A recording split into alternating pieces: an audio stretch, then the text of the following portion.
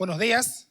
Ya algunos nos conocemos, otros no, pero bueno, como ya se ha dicho, mi nombre es Víctor, ahí está mi esposa, mis hijos.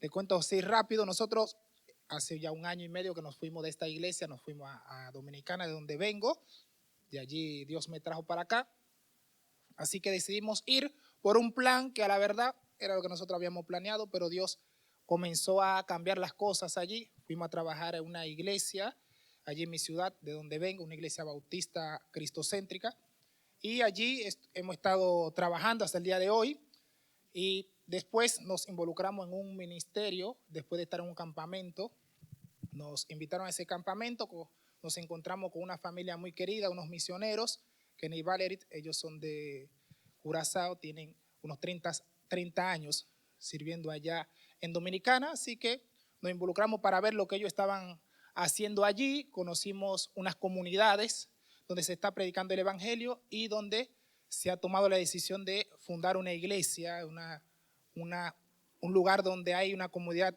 tanto de haitianos como dominicanos. Son comunidades muy pobres. Así que allí nos involucramos sin saber lo que Dios habría de marcar y había de guiar. Así que después de unos meses largos de trabajo, ya más de 1 año, hemos visto cómo Dios ha estado obrando allí.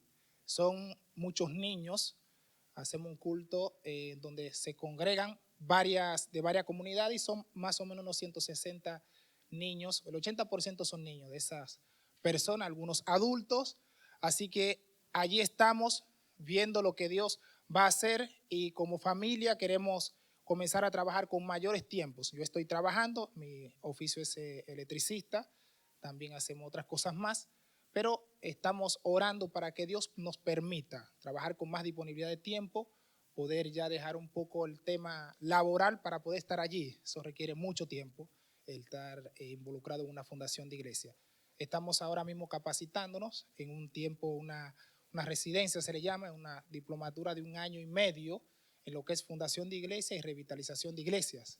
Así que también estén orando por eso, porque es una carga académica o de estudio y preparación, pero a la vez los compromisos familiares, ministeriales. Mis hijos con mi esposa tomamos también la decisión de que ellos estudien en casa. La educación en Dominicana está un poco compleja, pero así que decidimos que estemos educándolo en casa, así que vamos a comenzar eso, lo que le llaman homeschool o escuela en casa. Es un desafío también bastante importante, guiar a esos chiquitos y que ellos puedan aprender Biblia y también académicamente. Así que acompáñenos en eso y vamos seguramente a ver lo que Dios va a hacer allí en Dominicana y también en nuestras vidas y en las de ustedes. Así que hoy quiero que podamos ver un tema. Si bien vamos a estar leyendo ahora en Timoteo, ve buscando la primera carta a Timoteo que Pablo le va a escribir allí a este hombre. Vamos a leer algunos versículos, más que uno vamos a leer todos y después de una manera creo que va a ser bastante rápido lo que vamos a ver, pero mientras va buscando allí, 1 Timoteo capítulo 1, vamos a leer del versículo 1 al 11. Ahora, cuando tú comienzas a ver la historia bíblica de esta iglesia a la cual Pablo va a mandar a Timoteo ahí en Éfeso, la iglesia de Éfeso tiene una historia bastante interesante, porque fíjate que en Éfeso se habla, la historia cuenta que allí el apóstol Juan terminó sus días. Es muy interesante esto porque Juan, ya viejito, van a contar de que él sus días lo terminó en Éfeso. Ya sabemos por la historia de Apocalipsis que él había estado en una isla allí por cárcel, por nombre de Cristo. Pero también allí estuvo Timoteo, estuvieron otros hombres, hombres grandes que Dios mandó a esta iglesia. Y Pablo en su primera prisión va a enviar esta carta que nosotros tenemos. Recuerden que la carta a los Efesios es una carta muy importante en cuanto al propósito de Dios para con la iglesia revelada en este tiempo a partir de Hechos capítulo 2. Es muy bueno lo que Pablo va a escribir, por eso tienes que leerlo, porque Pablo en Efesios nos va a decir de una manera muy rápida lo que es la iglesia, la profundidad de la iglesia, pero a la vez nos va a compartir lo que es la batalla de la iglesia y por eso termina de esa manera, como tu vida práctica realmente por la condición de la iglesia en Cristo que va a ser prosperada, que va a crecer, que va a avanzar en el mundo, hay una lucha que vivir. Eso lo vemos en Efesios.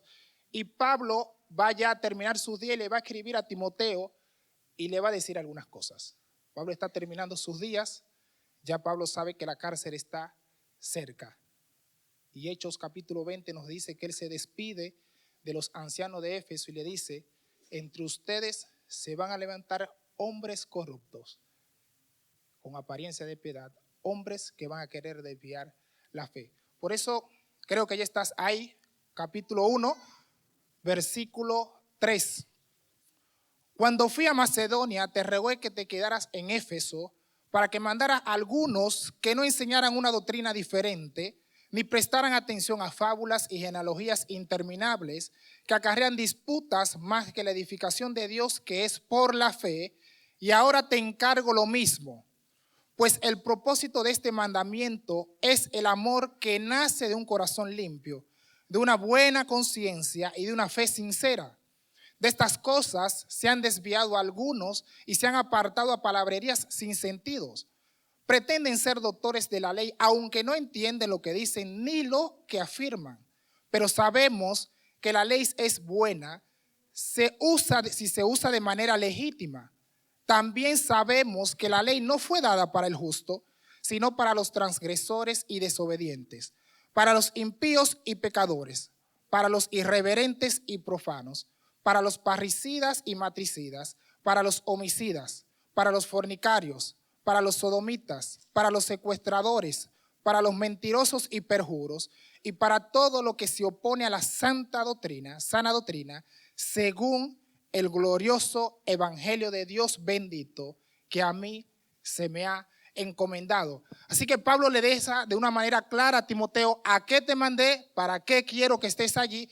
Y dos cosas que Pablo le pide es: identifica y advierte.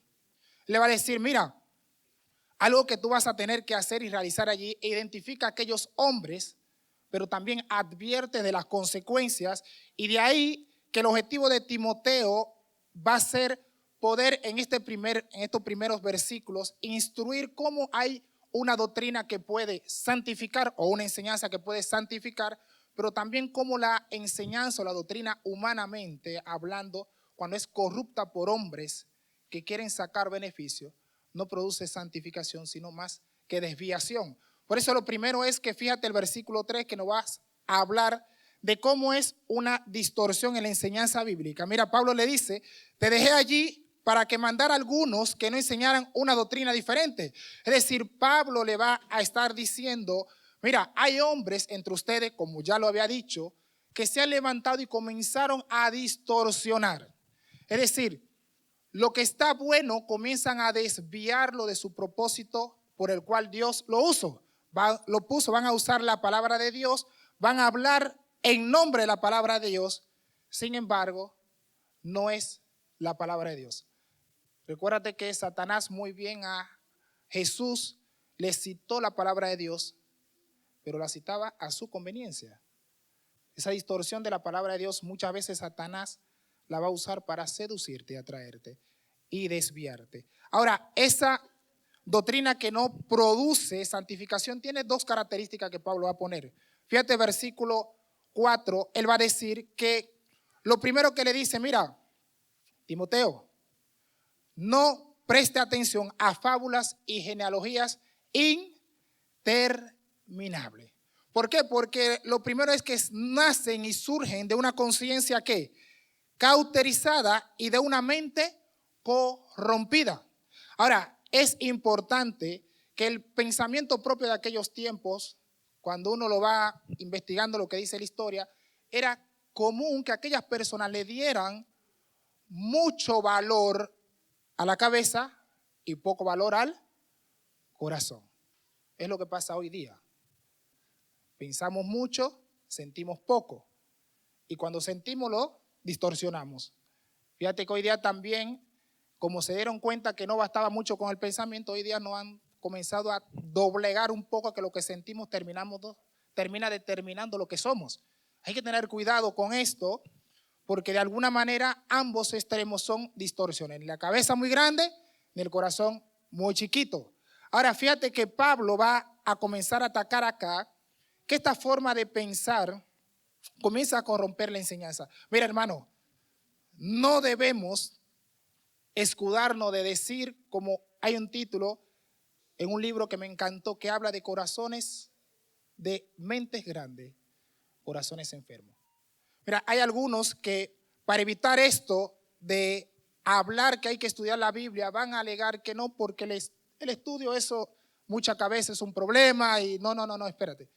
No podemos irnos a una cabeza grande y un corazón enfermo, pero tampoco debemos irnos a una cabeza chiquita que no conozca de la palabra de Dios, porque también es un problema. Ambos extremos comienzan a distorsionar y Pablo acá le va a enseñar claramente que lo primero que genera va a ser disputas. Fíjate que cuando comenzamos a prestar atención a fábulas, a genealogías interminables, tiene un fin. Acarrean disputas más que edificación de la iglesia. ¿Cuáles son aquellas cosas que hoy día en esta iglesia tú estás queriendo mantener y queriendo discutir con otros sobre cuestiones que al fin y al cabo no te edifican? Es importante que podamos pensar sobre esto. Mira, hermano, muchas veces yo caí en eso, como otros también. En querer vivir discutiendo sobre prácticas y sobre cuestiones bíblicas que al fin y al cabo no traen edificación sobre el cuerpo de Cristo. Lo que traen es desánimo, situaciones sin entendimiento necesario. Y hoy Dios nos enseña que cuando tú veas hombres en internet, por YouTube y por todos lados, que andan enseñando la palabra de Dios, comienza a mirar. Si lo que enseña es para disputa más que para edificación de la iglesia. Porque una de las razones de esto es que hay una mente corrompida, como también hay una conciencia cauterizada. Ahora vamos a ver algo más. ¿Sabe qué es? Lo segundo que Pablo nos va a decir es que esta mala enseñanza frena la obra de Dios.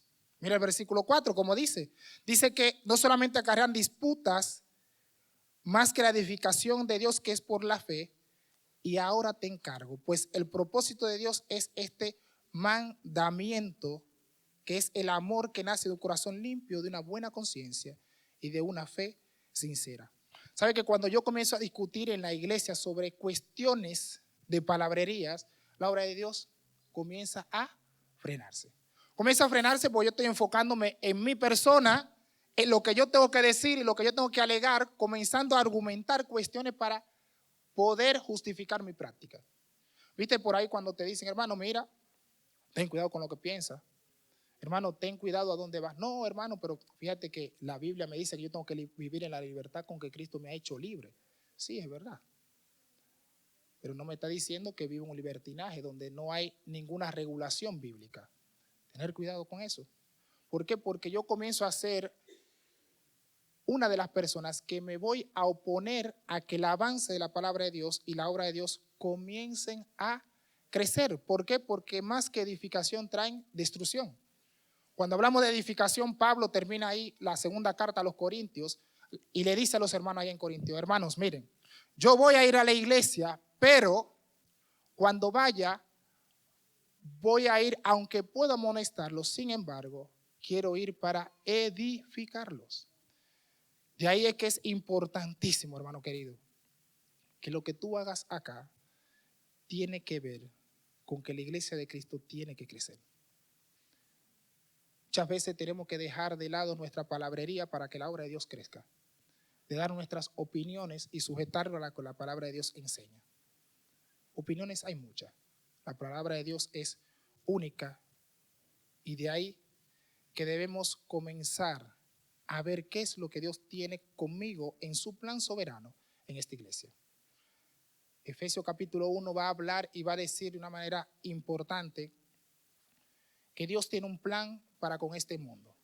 Dice, salvar personas, hacerlo a la imagen del Hijo. Ahora, esta obra maravillosa de Dios es un plan de Dios donde tú estás incluido. Donde Dios te quiere usar para que sea un medio y un canal de que la obra de Dios se expanda y crezca. El tema y la situación es en qué te está deteniendo. Dios va a hacer su obra. No sé si quieras ser parte o no. El plan de Dios va a avanzar. Pero tú eres responsable si te detienes en discusiones vanas, en enseñanzas sin sentido.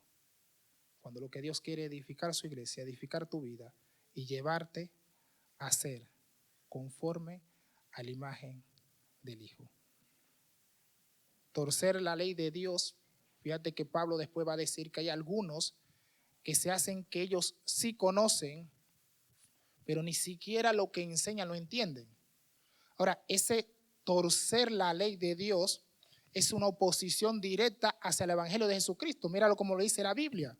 Dice que ellos se hacen, pretenden ser doctores de la ley, aunque no entienden lo que dicen, y va a hablar de aquellas cosas legítimas de la palabra de Dios. Y termina el versículo 11 y dice que esto, versículo 10, todo lo que se oponga a la sana doctrina, según el glorioso evangelio de Dios bendito, que a mí me ha sido dado. Él va a hablar de todo lo que anteriormente hace la ley.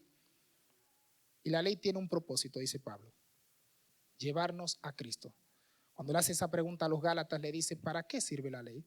Bueno, ella es nuestra guiadora, nuestra instructora hacia Cristo. Cuando yo me opongo a los principios que Dios ha puesto en su palabra, en su ley que es buena, sin detenernos en aquellas cuestiones que son puramente de culto y demás, yo comienzo a ser un opositor al Evangelio de Jesucristo. Y cuidado con eso, porque la palabra de Dios es bastante clara. Quien se opone a la palabra de Dios y a su Evangelio, se opone a Cristo mismo. Y aquellos que se opusieron tropezaron, dice Pedro, y fueron quebrantaron porque tropezaron en la roca. Eso hoy día también podemos caer exactamente en lo mismo. ¿Te das cuenta por qué este tipo de doctrina no santifica? No trae nada que tenga que ver con Cristo. Ahora fíjate ahí versículo 5, que hay algo que la doctrina sí ofrece que tiene que ver con santificación y santificar. Recuérdate que el propósito de Dios, como te decía, es una iglesia santa que ha de ser conformada a la imagen del Hijo. Mientras Cristo viene, tú y yo estamos yendo a un proceso de santificación. Como leía Fernando ahí en el Salmo, la palabra de Dios, la ley es buena, que hace cambio en el alma. Ese es el proceso de santificación. Por eso mira lo que dice. Este proceso con poder santificador del versículo 15 nos dice que este mandamiento tiene dos propósitos. Uno, un corazón puro, y dos, tiene que nacer de una conciencia sintonizada y orientada con la palabra de Dios. Es muy importante porque lo primero del corazón puro que Pablo va aquí a atacar, nos va a hablar de esa figura que cuando se tiraba para que los granos fueran limpios, se trillaba el grano, entonces tenía que llevarse la basura y tenía que quedar el grano puro. Así es tu corazón y el mío.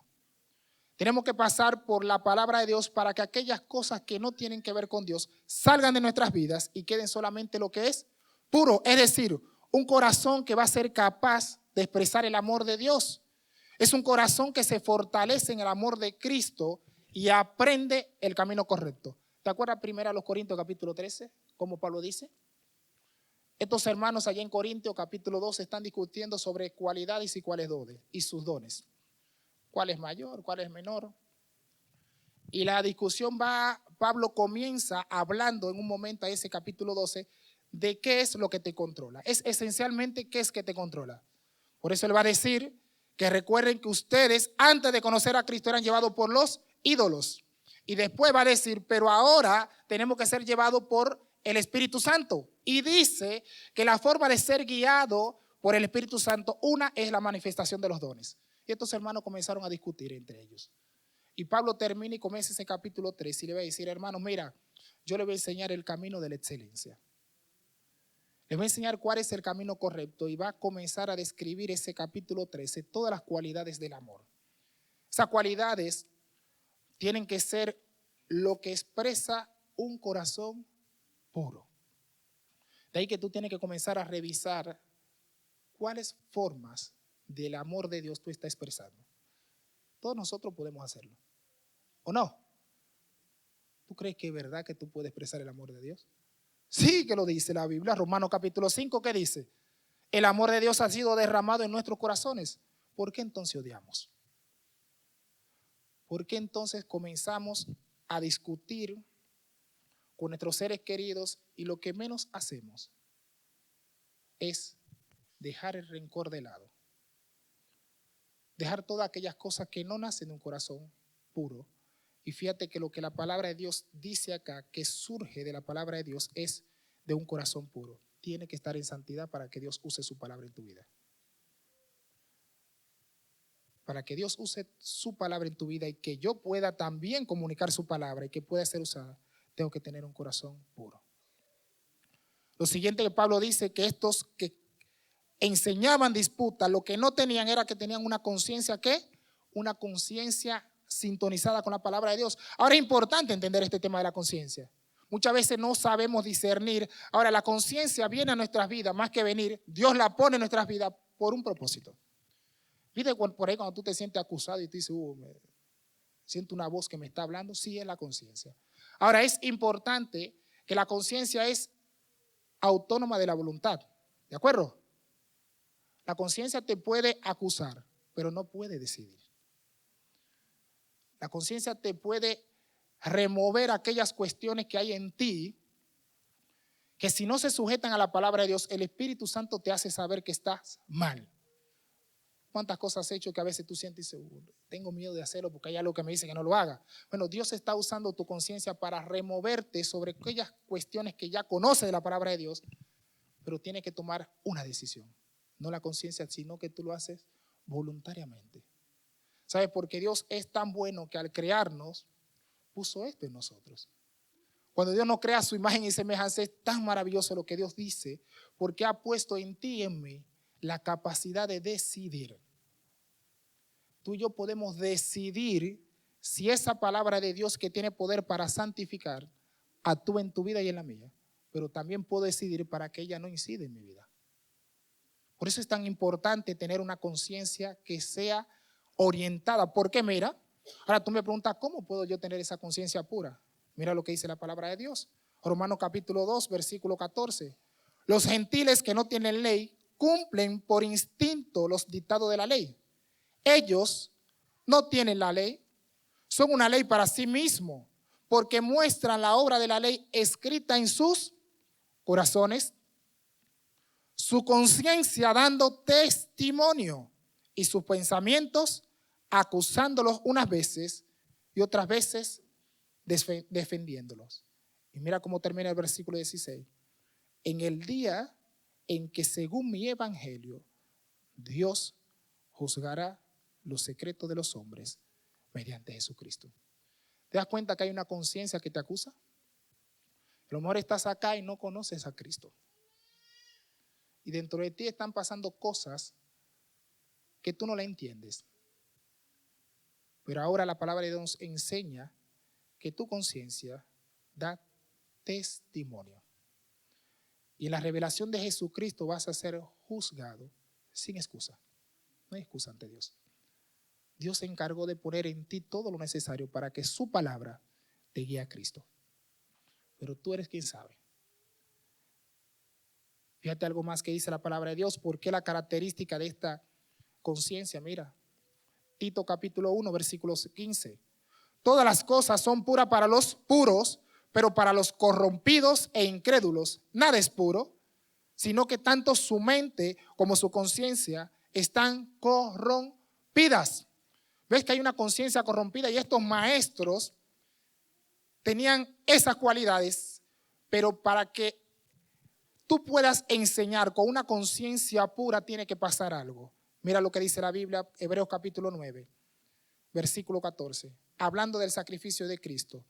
Cuánto más la sangre de Cristo, quien por el Espíritu eterno, Él mismo se ofreció sin mancha a Dios. Escucha eso, Él mismo se ofreció sin mancha a Dios, purificará nuestras conciencias de obras muertas para servir al Dios vivo. Hermano querido, si eres salvo, tiene que servir.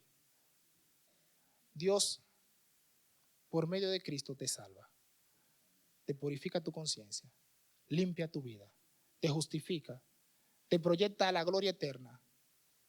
¿Y tú no le vas a servir? No lo entiendo.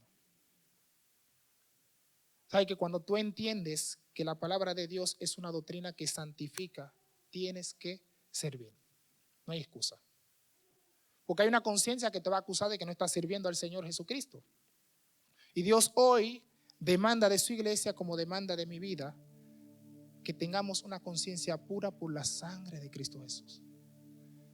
Esa sangre que es capaz de limpiarte, que no hay nadie que te acuse, porque sabe que hubo uno más santo que tú, el puro y santo Dios que se dio en la cruz.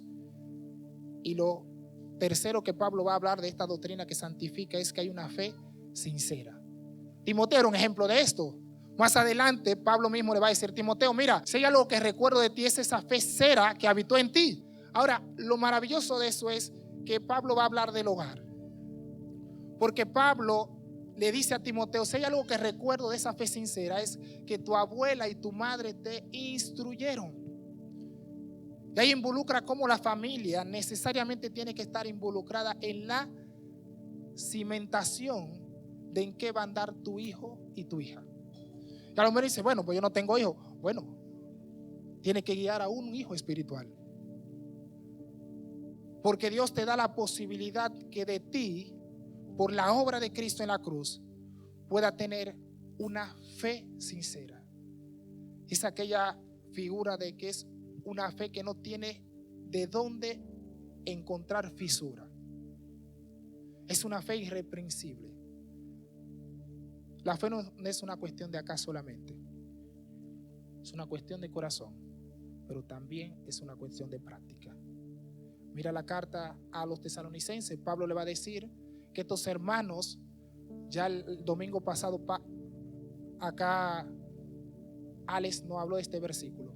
Dice que Pablo llegaba a los demás lugares y no tenía necesidad de hablar, porque ya ellos eran ejemplo. Ahora hay tres cualidades que están en esa iglesia: un amor, una esperanza por Cristo y una fe que obra. Hermano, yo no puedo decir como dice Pablo a Santiago, como dice Santiago: yo tengo fe pero no obro. No, espera. ¿Tú tienes fe en quién? Sería la pregunta. Porque la palabra de Dios nos enseña que cuando esa palabra, esa doctrina de Dios entra a tu vida, va a tener un propósito. Y ese propósito va a surgir con un amor, con un corazón, con una conciencia pura. Y va a ser una fe que se muestra. Si tu fe no se muestra y las personas que están a tu alrededor no dan testimonio de la fe que hay en ti, hay un problema. Hay que revisar. Sabes que ya vamos a ir terminando.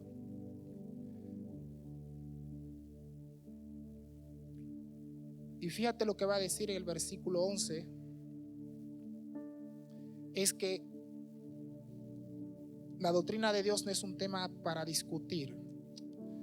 Lo segundo es que ella produce santificación. Y lo tercero es que esa doctrina de Dios ofrece salvación. Capítulo 2, Pablo dice que el deseo de Dios es que todos los hombres vengan a la salvación, porque hay un solo Dios, mediador entre Dios y los hombres, Jesucristo, hombre. Y Pablo termina acá y nos va a decir que aquellos que se oponen a la sana doctrina se están oponiendo al evangelio de Dios.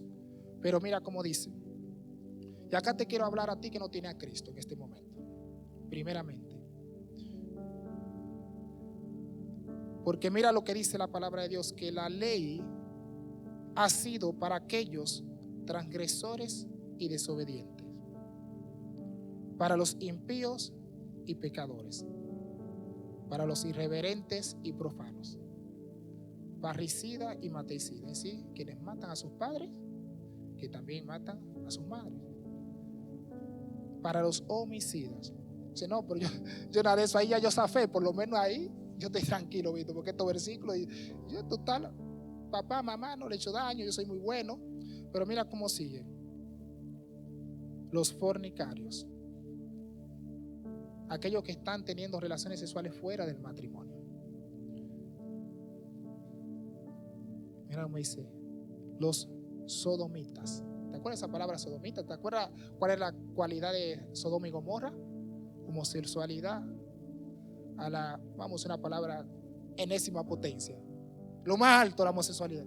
Para esto también. Pero mira acá, los mentirosos. Ahí sí estamos todos. ¿Sabe? Porque la ley de Dios fue dada para todos. No para algunos, fue para todos. Y ese dar de Dios para todo lo hizo para que tú puedas abrir tus ojos y te des cuenta que estás condenado. Porque por la ley, dice Pablo, ningún hombre se puede justificar. No hay forma. Más dice la palabra de Dios que Abraham creyó a Dios y le fue contado por justicia. Y es maravilloso porque me habla de gracia.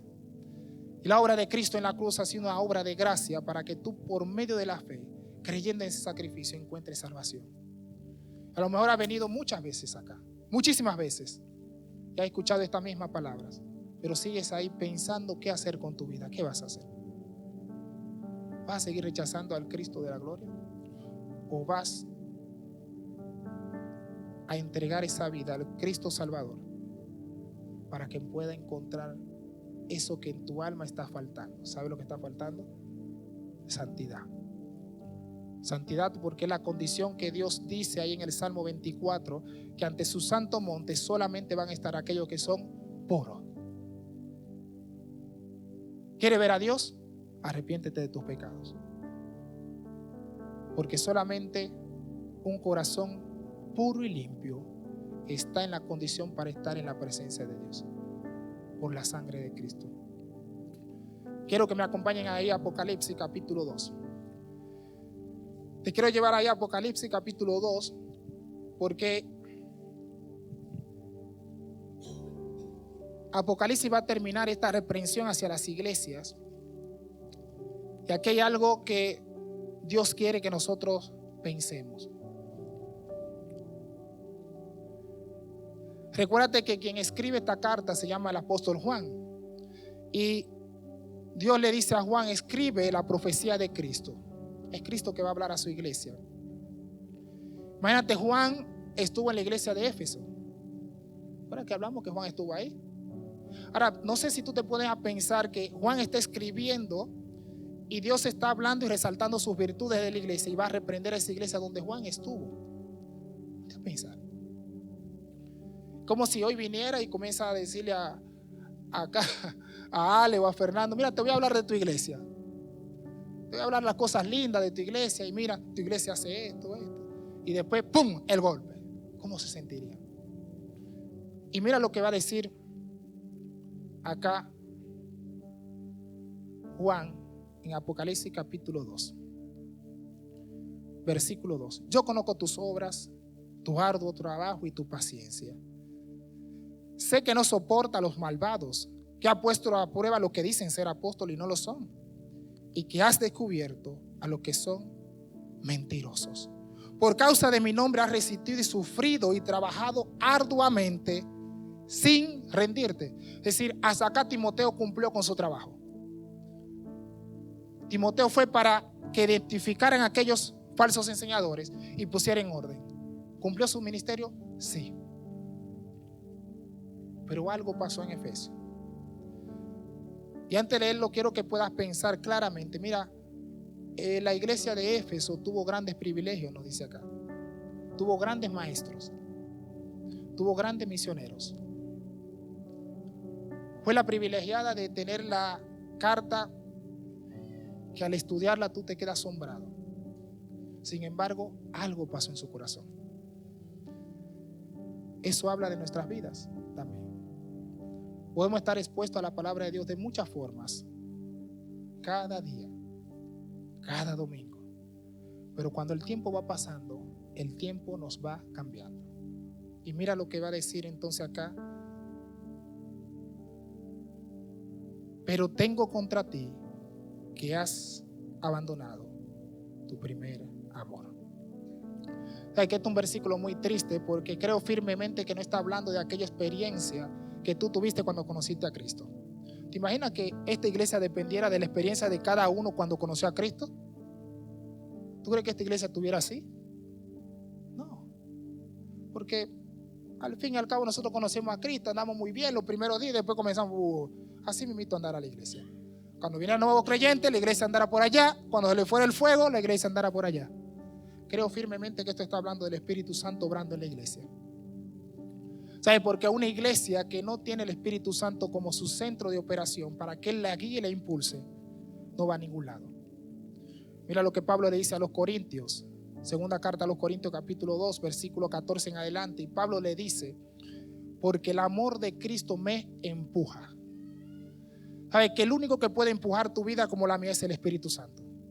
Porque el mismo Cristo ahí en Juan capítulo 14 dice que el Espíritu Santo tomará de lo mío y os lo hará saber. Y y también Cristo le dice: mira, cuando yo me vaya es necesario que ustedes se queden en Jerusalén hasta que el Espíritu Santo venga. Porque la iglesia no puede operar sin el Espíritu Santo, no puede. Y ellos se quedan ahí. Cuando el Espíritu Santo viene, va a decir la Biblia, y me encanta en Hebreos capítulo 2, que dice que el Espíritu Santo iba confirmando la obra de Dios en medio de ellos. Y había una pregunta en Hechos que se hacían todos los que veían a los discípulos: ¿dónde está el Cristo que resucitó? Esa es la pregunta que había. Sí, tú me hablas de Cristo, tú me hablas de Jesús, sí, pero ¿dónde está? Si lo matamos, ¿dónde está? Y el Espíritu Santo toma a su iglesia y la hace que ande conforme al amor de Cristo. Porque el amor de Cristo me empuja, como dice Pablo. Y es el deseo de Dios para esta iglesia: que tengan mente grande, pero también corazón grande. Que no se te pase la vida y te enfríes, hermano querido. Que no se te pase la vida. Y que al final de tus días se te tenga que decir: hay un problema, dejaste el amor de Cristo fuera. No, sino que Cristo te puede encontrar cuando Él venga y encuentre hombres y mujeres fieles, porque guardaron su palabra, perseveraron en la sana doctrina, que hace que un corazón cambie, que una conciencia sea purificada por la sangre de Cristo Jesús, y que estemos en la condición de servir al Dios y Salvador Jesucristo. Que hoy, al salir de acá, hermano querido, no tengas ninguna excusa. Que sirva a Cristo, que sirva a la iglesia, y que lo que hagas lo haga impulsado por el amor de Cristo. Porque Dios mostró su amor en la cruz para con nosotros, en que siendo aún pecadores, Cristo murió por nosotros. Dios, gracias por este tiempo. Gracias por tu palabra, oh Dios, porque tú nos enseñas que tenemos que aprender de ella. Ver en ella, oh Dios, en tu palabra, todo aquello que conduce a una vida santa, pura. Y que con tu palabra también aprendamos a hablar de la salvación a otros. Señor, que no nos callemos ante un mundo que necesita de Cristo. Que esta iglesia, oh Dios, pueda ser capaz de identificar cada día esa obra que tú haces, para que tu amor los impulse y que podamos ver las vidas cambiadas en familias, en niños, mujeres solas, oh Dios, hombres solos, abuelas, oh Dios, abuelos. Señor, que realmente la comunidad de Cristo sea vista en esta iglesia. Y como muy bien tú dijiste en aquella oración de Juan, que el mundo, al ver la unidad y el amor de tus discípulos, crea. Que la gente crea, oh Dios, porque vea que el amor de Cristo se hace práctico y queden callados ante tu amor para que vengan a la salvación. En el nombre de Jesús. Amén.